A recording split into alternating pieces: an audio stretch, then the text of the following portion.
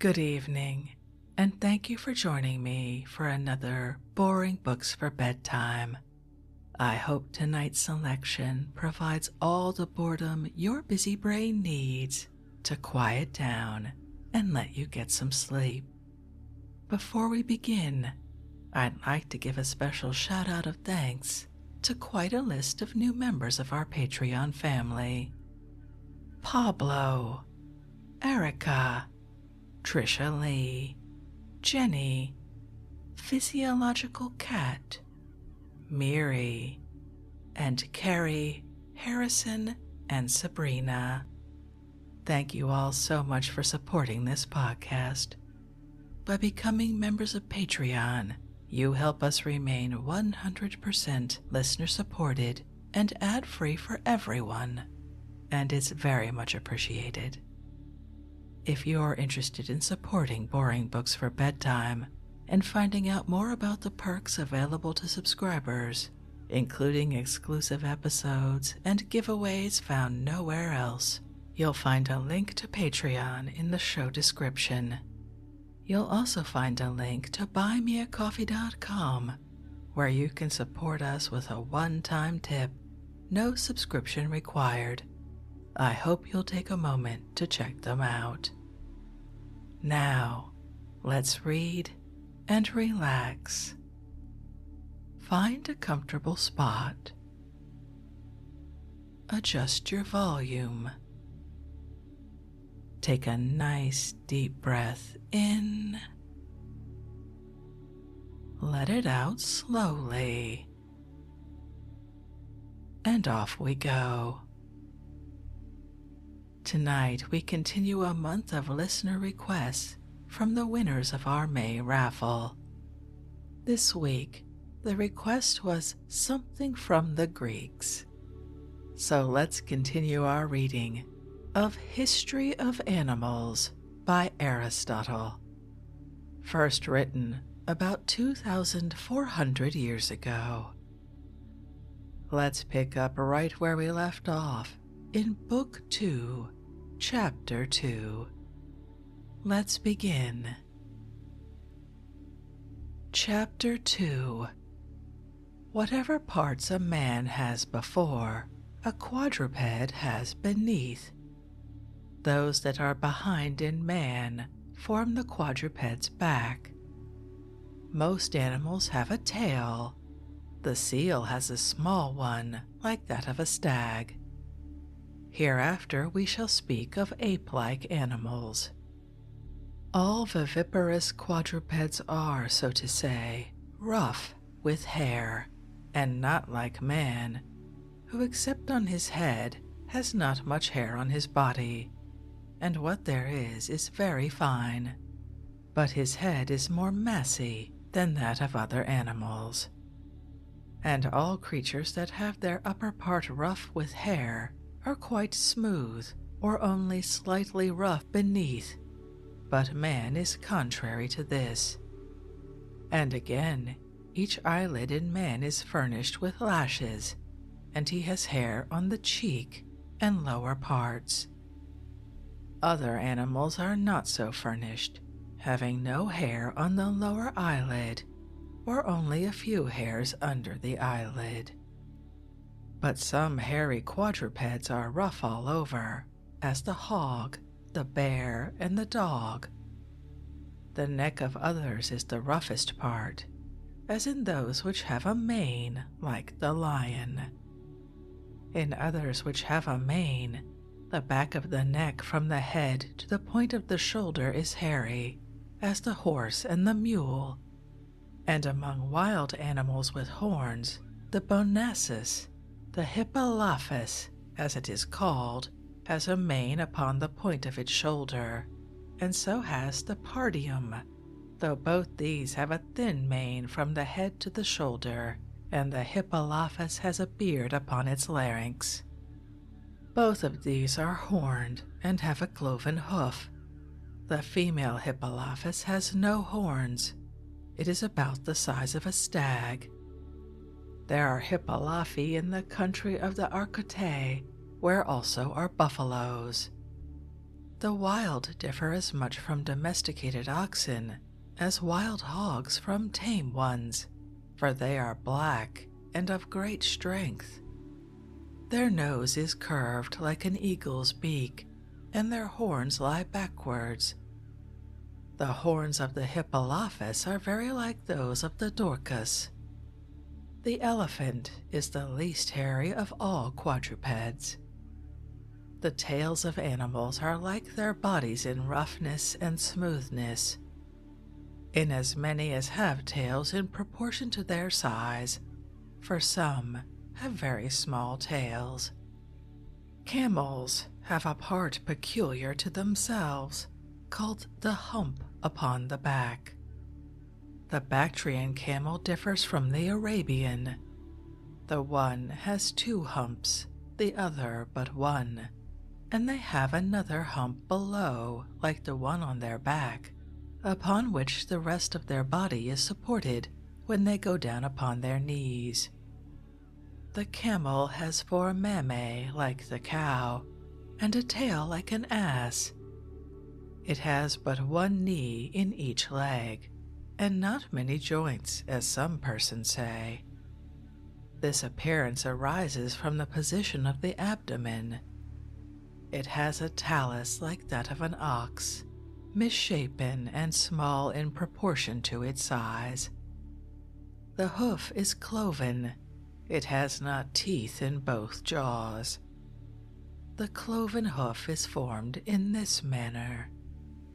The lower part is somewhat cloven, as far as the second joint of the toes, but the upper part is four-cleft, as far as the first joint of the toes.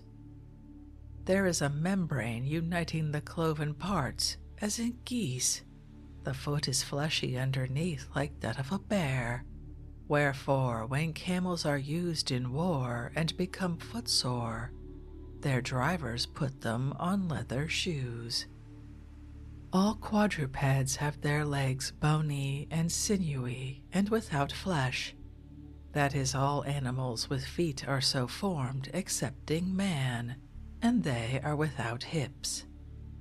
This is particularly the case with birds. But on the contrary, the hips, thighs, and legs of man are more fleshy than almost any other part of his body, for even the calf of his leg is fleshy. Some sanguineous and viviparous quadrupeds have many divisions in the foot, like the hands and feet of man. For some, as the lion, the dog, and the panther, have many divisions of the foot. Others are cloven-footed, and instead of nails have hoofs, as the sheep, the goat, the stag, and the river horse. Some are without divisions in the foot, as the solidunguli, the horse, and the mule. The genus of swine belongs to both classes, for in Illyria, Paeonia, and other places there are swine with a solid hoof. Those with a 2-cleft hoof have 2 divisions, before and behind. In those with a solid hoof, this is continuous. Some animals have horns, others have none. Most of those with horns also have cloven feet, as the ox, the stag, and the goat. We have never seen an animal with a solid hoof with 2 horns, and there are only a few that have a solid hoof and 1 horn, as the Indian ass and the oryx. Of all animals with a solid hoof, the Indian ass alone has a talus. Swine, as I have said before, belong to both classes, so that they have not a well-formed astragalus. Many animals with cloven hooves have a talus. No animals with their feet in many divisions have a talus, nor has man. The lynx has, as it were, half a talus, and so has the lion, but it is more intricate, as some pretend. The talus is always in the hind leg, and it is placed upright upon the gamb, with the lower part outwards and the upper part inwards. The parts called koa turned inwards towards each other, and the chia turned outwards, and the projecting portions upwards.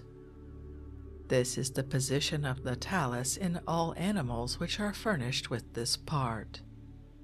Some animals have a cloven hoof and a mane, as the bonassus, an animal which inhabits the country between Paeonia and Media. All animals with horns are four-footed, unless there is any animal which, metaphorically, and for the sake of a word, is said to have horns, as they say that the serpents in the neighborhood of Thebes in Egypt have, though it is nothing more than an appendage that is called a horn. The stag is the only animal that has solid horns. The horns of all other animals are hollow for a part of their length and solid at the extremity. The hollow part is principally formed of skin, and round this is arranged the solid part, as in the horns of oxen. The stag is the only animal which casts its horns. They are reproduced. This takes place every year after the animal has attained the age of 2 years. Other animals never lose their horns unless destroyed by violence. Chapter 3. The parts of the mammae also, and the organs of generation, are different in man and in other animals. For some have the mammae forward on or near the breast, as man and the elephant, as I have said before, for the elephant has 2 mammae near the armpits. In the female they are small and do not bear any proportion to the size of the animal, so that they are scarcely visible in a side view. The males also have mammae as well as the females, but they are exceedingly small. The bear has 4. Other animals have 2 mammae upon the thighs. Others have 4 as the cow. Some animals have them not on the breast and thighs, but on the abdomen as the dog and the hog. Other animals also have more than 2, as the panther, which has 4 on the abdomen. The lioness has 2 on the abdomen. Among animals with a solid hoof, the males have no mammae, except some horses, which bear a resemblance to their dams.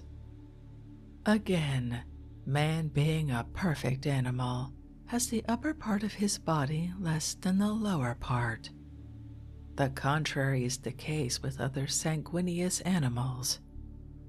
By the upper portion of his body, we mean the portion of his body from the head to the rear, and by the lower, the parts from hence downwards. In those animals which have feet, the hind leg is the lower part of the body in point of size, and in those without legs, the same relation is observed in their various kinds of tails.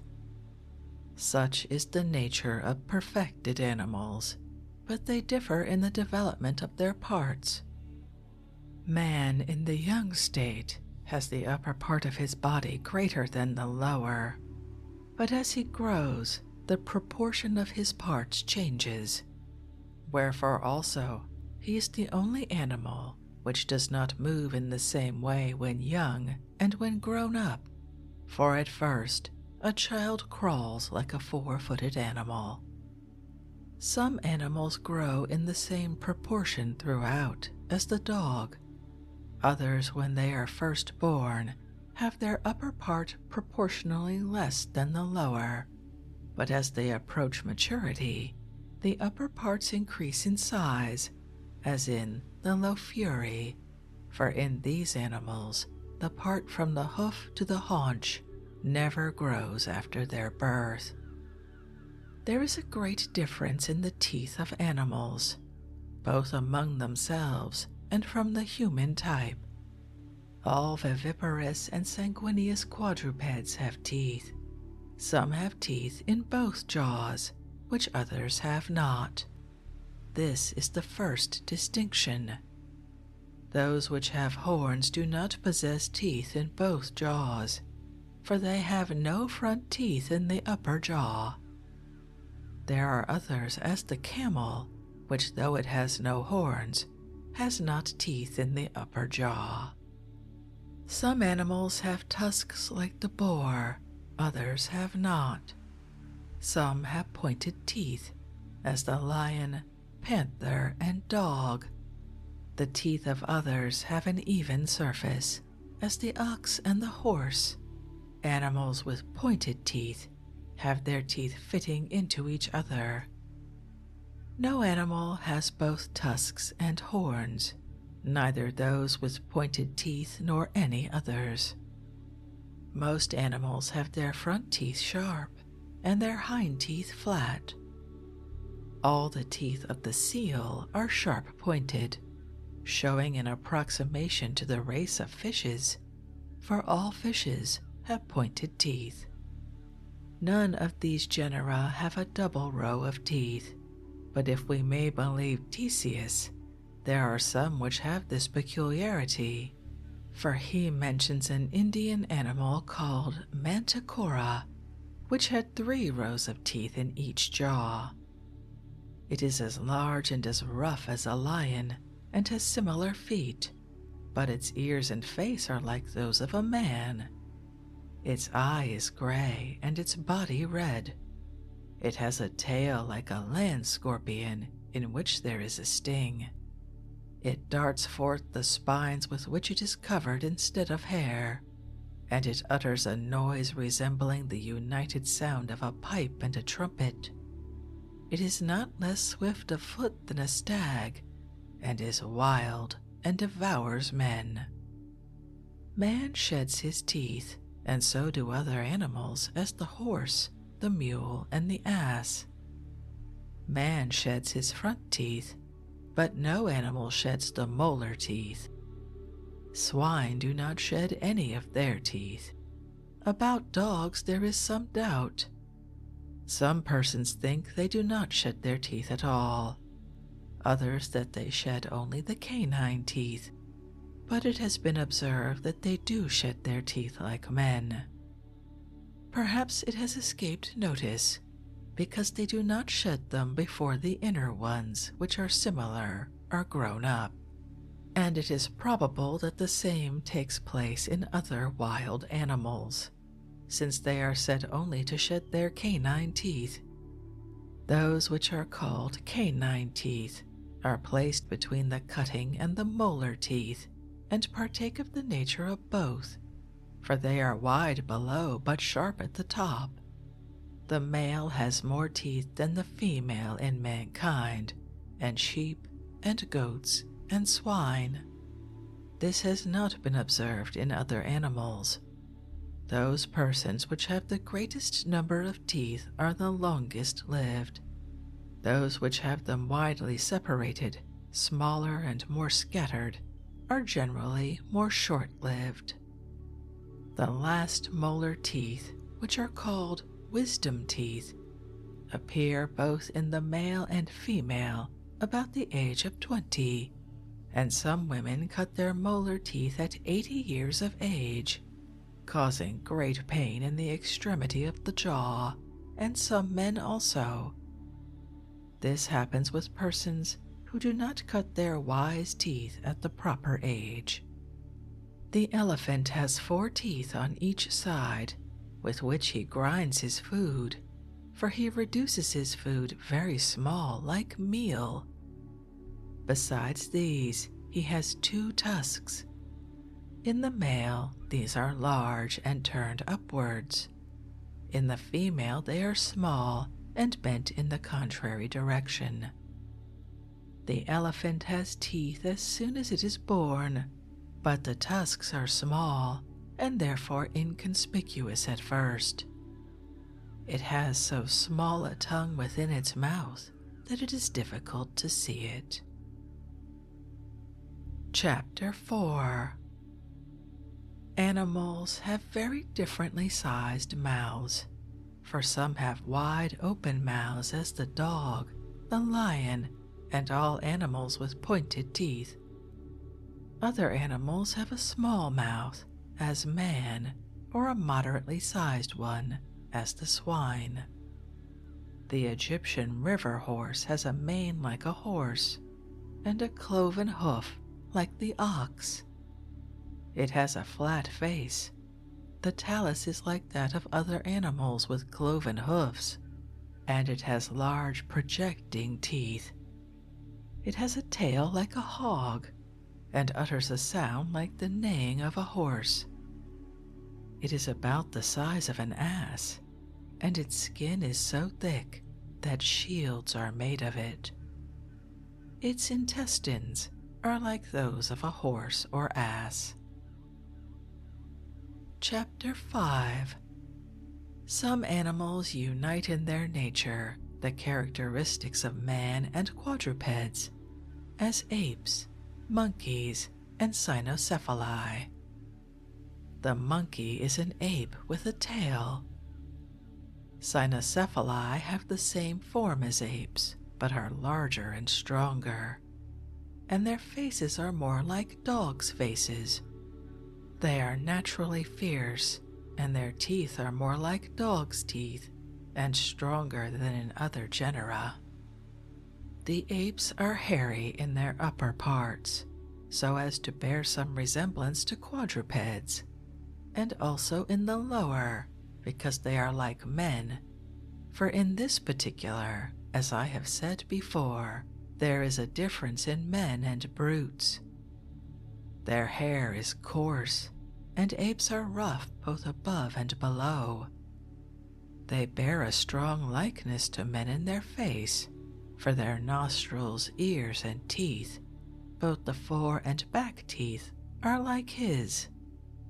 And as for eyelashes, though other animals are entirely without them, the ape has them on the lower eyelid. They are, however, very thin and altogether small. The arms are like those of man, but hairy. Both the arms and legs are bent like those of man, the curves of the limbs being turned towards each other. Besides these, it has hands, fingers, and nails like those of man, but all indicating an approximation to the brute. Their feet are peculiar, for they are like great hands. The fingers upon them are like those on the hands, and the middle one is the longest. The sole of the foot is like a hand, except that it extends the whole length of the hand like a palm, and is hard at the extremity, and is a bad and obscure representation of a heel. The feet are used for both the purposes of hands and feet, and are bent like hands. The humerus and the femur are short compared with the cubitus and the leg. The navel is not prominent, and there is a hard place about the region of the navel. Like quadrupeds, the upper part of the body is much larger than the lower, almost in the proportion of 5:3, and the feet are like hands, and as it were, made up of hands and feet, a foot as far as the extremity of the heel, and the remainder like a hand, for the fingers are furnished with something like a palm. The ape passes more of its time as a quadruped than a biped, and like a quadruped, it has no nates, nor has it a tail like a biped, but only something in representation of a tail.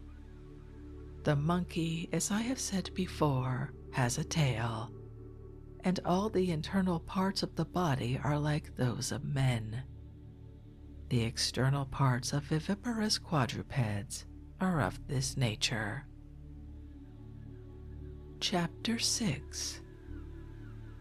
Oviparous and sanguineous quadrupeds, for no sanguineous land animal that is not either a quadruped or apodal is oviparous, have a head, neck, back, upper and lower parts of the body, and fore and hind legs, and something resembling a breast, like oviparous quadrupeds. Most of them also have a large tail, some a small one. All of them have many toes and divided feet, and all the organs of sense and a tongue except the Egyptian crocodile, and in this respect it resembles some fishes, for the tongue of fishes is thorny and not free, and in some the place for the tongue is altogether smooth and without division, so that nothing is visible unless the lips are drawn aside. They have no ears, only a passage for hearing, neither have they any mammae. They have no hair, but are covered with scales, and all are furnished with sharp teeth. The river crocodiles have eyes like hogs, and great sharp teeth, strong claws, and an unbroken scaly skin. In the water their sight is imperfect, but very good on land. They pass the greatest part of the day on land, and of the night in the water, for they cannot bear the cold air. Chapter 7. The chameleon has the whole of its body like that of a lizard, and the ribs, descending downwards, are joined together on the hypogastric region like those of fish, and the backbone stands up like that of a fish. Its face is like that of the Corypithecus. It has a very long tail. The extremity is very smooth and rolled together like a thong. It is raised upon longer legs than a lizard. The joints of the legs are bent in the same direction as the lizard's. Each of its feet is divided into two parts, having the same relation to each other as our thumbs have to the rest of the hand. And for a short distance, each of these is divided into toes. In the forefeet, the internal part has 3, the external 2 toes. In the hind feet, the internal part has 2, and the external 3 toes. There is a claw upon each of its toes like that of birds of prey. Its whole body is rough like the crocodile. Its eyes are placed in a hollow and are very large and round. Surrounded with skin like the rest of its body, and in the middle is left a small aperture through which it sees. This is never covered with skin. The eye is turned round in a circle, and it can direct its vision to any side, so that it can see where it will. The change in the color of its skin takes place when it is filled with air. It can acquire either a black color like that of the crocodile, or ochreous like that of the lizard, or spotted with black like the panther. And this change takes place over the whole body, for the eyes also change like the rest of the body, and so does the tail. Its movements are slow, like those of the tortoise. When dying, it becomes ochreous and retains this color after death. The esophagus and trachea of the chameleon are similar to the same parts in lizards. It has no flesh, except a little on the head and cheeks, and upon the appendage at the end of its tail. It has no blood, except about the heart and eyes, and the parts above the heart, and the veins that extend from these. And even in these there is very little blood. The brain lies a little above the eyes, and is continuous with them. And when the outside skin of the eye is taken away, a bright object shines through it, like a bright ring of brass. Through the whole of its body, many strong membranes are extended, which are much stronger than in other animals. It has no distinct spleen, and it hides itself in rocks like the lizard. Chapter 8. Birds also have many parts like the animals described above, for all these have a head, neck, back, and under parts of the body and something resembling a breast. They have 2 legs and thus resemble men more than other animals, except that the joints bend backwards like those of quadrupeds, as I have said before. They have neither hands nor forefeet, but wings. Herein they differ from all other animals.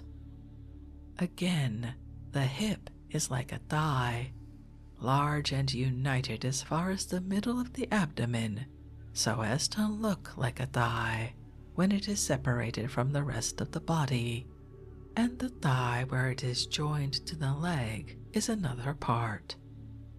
The class of birds with crooked claws have the largest thigh and stronger breasts than others. All birds have claws and many divisions of the foot. In most of them, the toes are quite separate, but the swimmers have their feet covered with a web, but even these have distinct and jointed toes. All birds that fly high in the air have 4 toes, and generally these are placed 3 forwards and 1 backward, like a heel. A few birds have 2 toes turned forwards and 2 backwards, as the bird called jinx. This bird is somewhat larger than the spees and is variegated in appearance. The formation of its toes is peculiar, and so is that of its tongue, which is like a serpent's. This it can project from its mouth as much as the width of 4 fingers and draw it in again. Like a snake, it can turn its neck quite round, whilst the rest of its body is perfectly still. It has large claws like those of the coleus, and it hisses with its voice. Birds have a mouth, but its construction is peculiar, for they have neither lips nor teeth, but a beak, and neither ears nor nostrils, but only passages for these organs, for the nostrils in the beak, and for the ears in the head. They have 2 eyes like other animals, without eyelashes. When heavy with sleep, they close their eyes with the lower eyelid, and all possess a nictitating membrane which closes the eye. The owl-like birds also use the upper eyelid. The same is the nature of the scaly animals as the saurians and others of this class. All of them close their eyes with the lower eyelid, but they do not all wink like birds. Again, birds have neither scales nor hair, but feathers. All the feathers have a stem. Birds have no tail, but a rump. In birds with long legs or palmated feet, this is short. In others, it is large. These last, when they fly, keep their legs close to the body, but the others stretch them out behind them.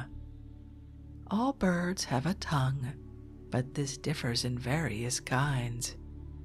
Some have it large, others small.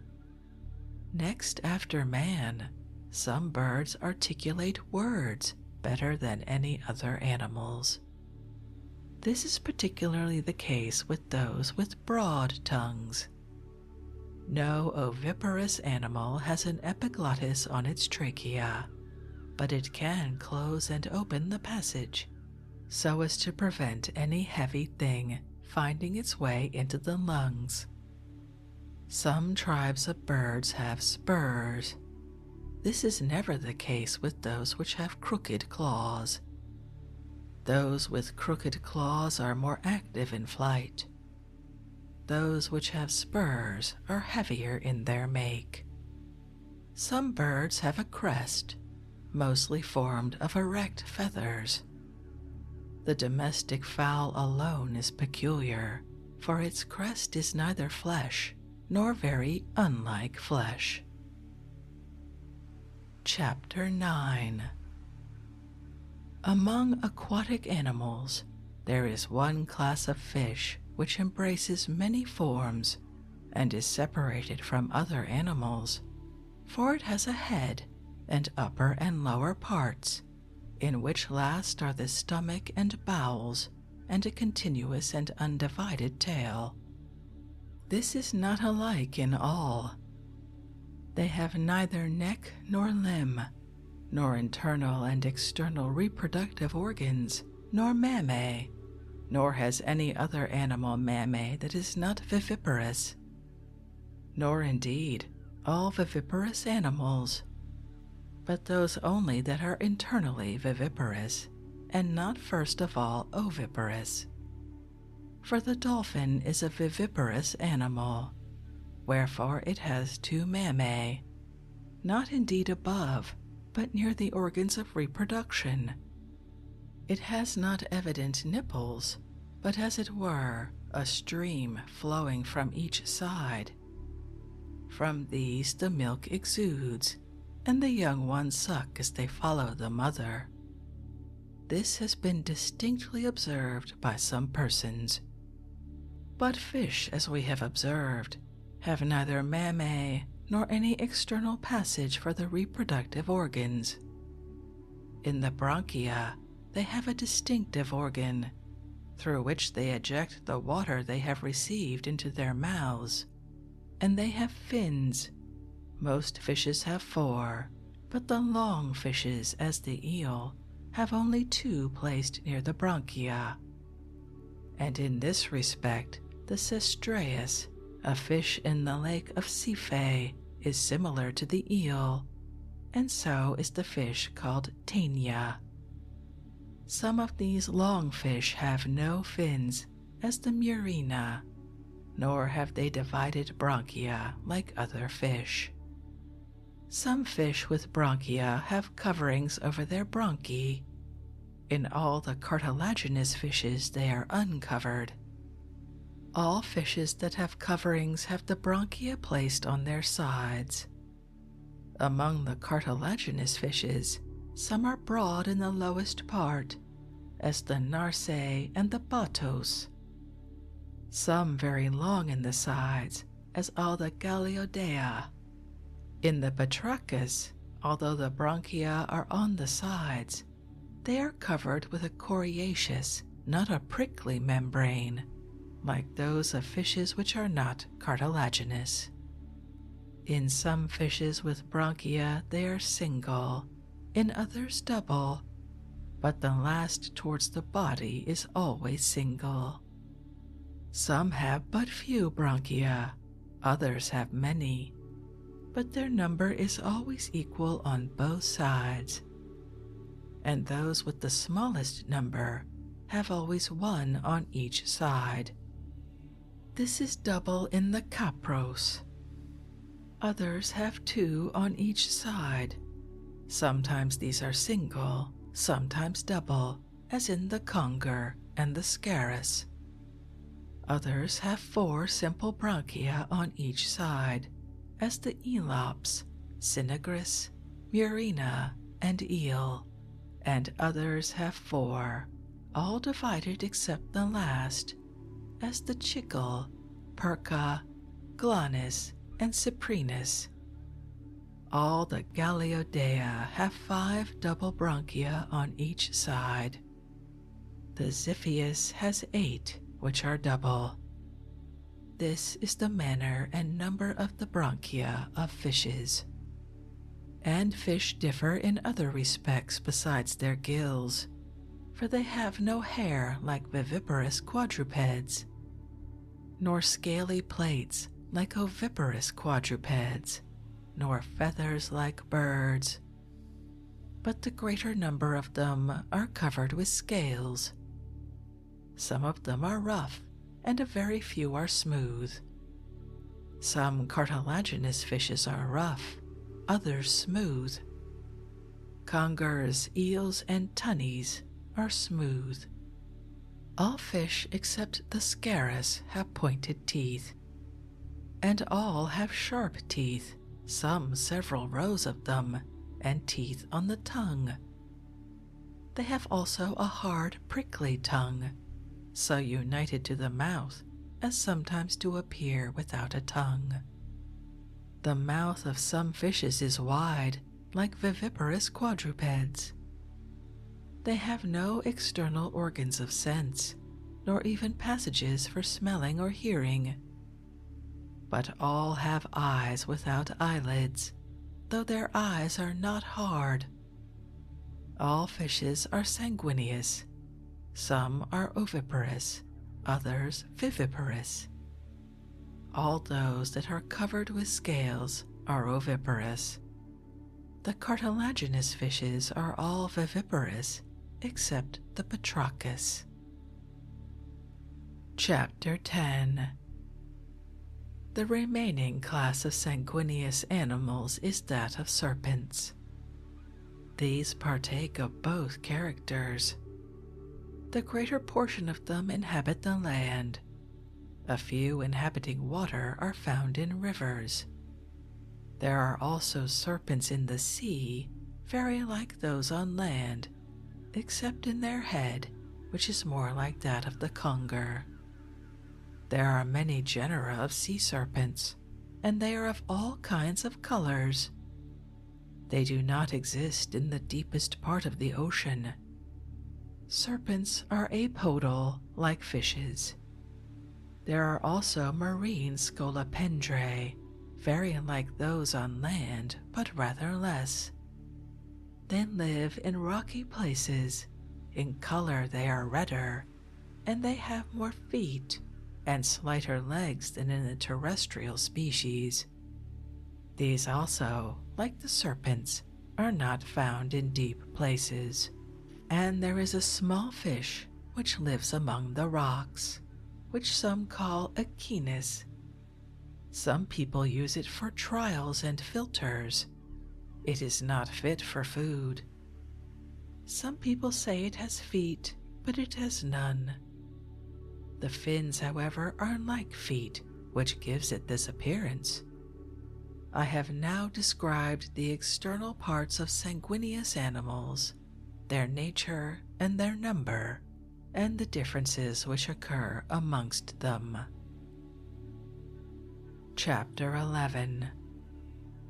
First of all, we will speak of the internal parts of sanguineous animals.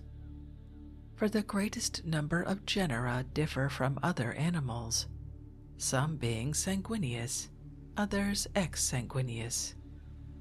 The sanguineous genera are man, viviparous and oviparous quadrupeds, birds, fishes, and whales, and perhaps others that are anonymous, because they do not form a genus, but simply species amongst each other, as the serpent and the crocodile.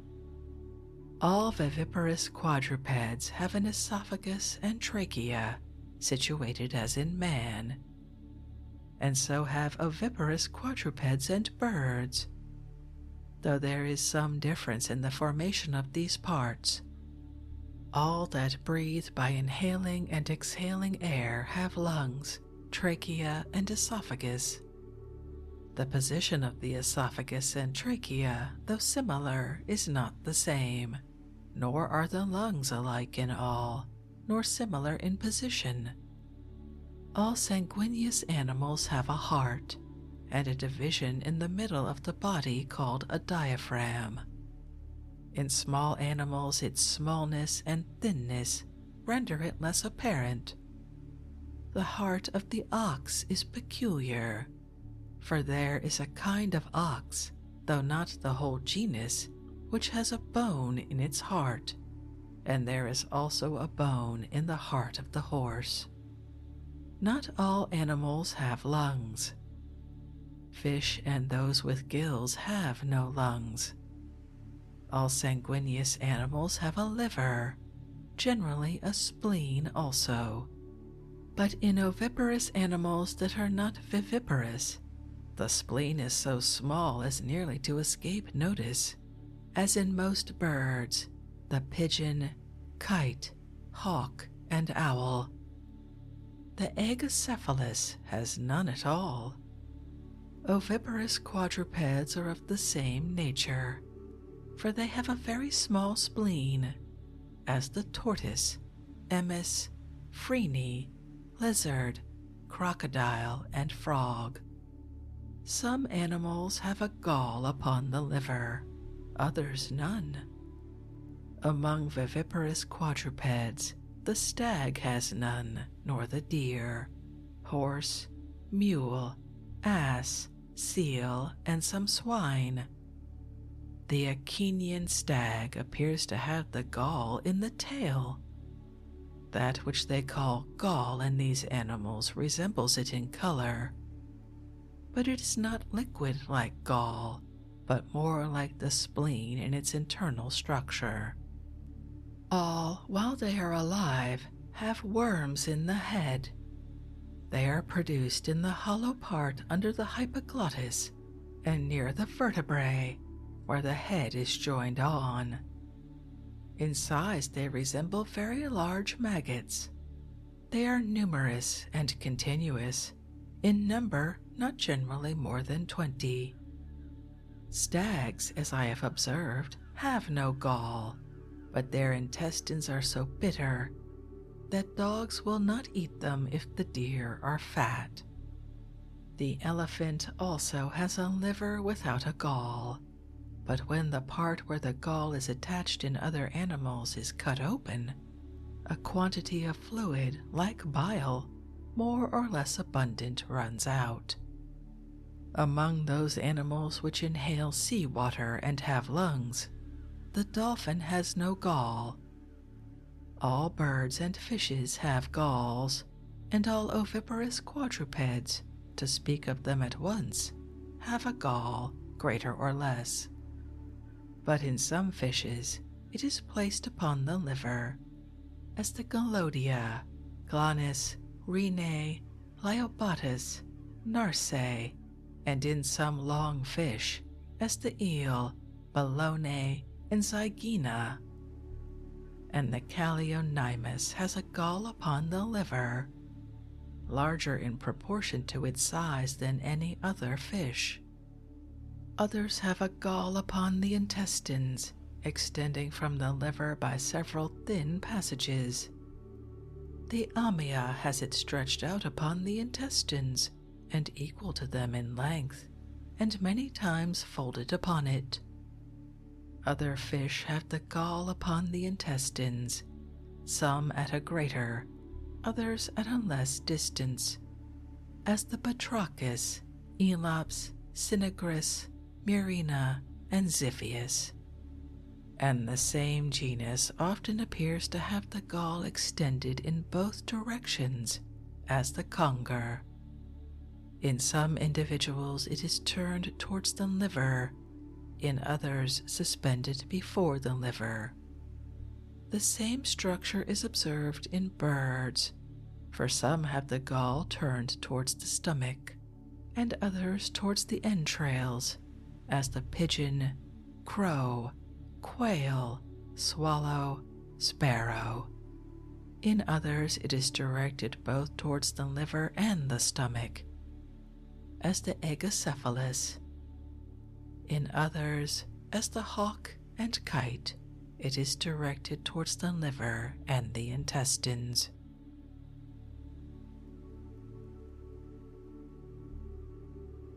And with that riveting information about gallbladders and the end of chapter 11, I think we'll end this evening's reading from Aristotle's History of Animals, which is certainly filled with a lot of very firm pronouncements.